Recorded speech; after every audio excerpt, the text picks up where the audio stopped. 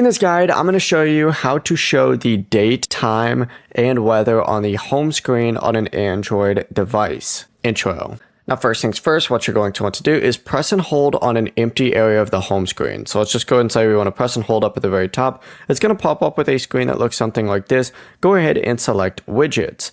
Now in the widgets, you can go ahead and customize a bunch of different stuff, but there's three major things that we're going to search for. We're going to go ahead and search for clock. So open up clock, and you're going to want to add a clock section on here. That'll show you the time. For the date, you can go ahead and just search for calendar or select it at the bottom, and you'll see it on here as well.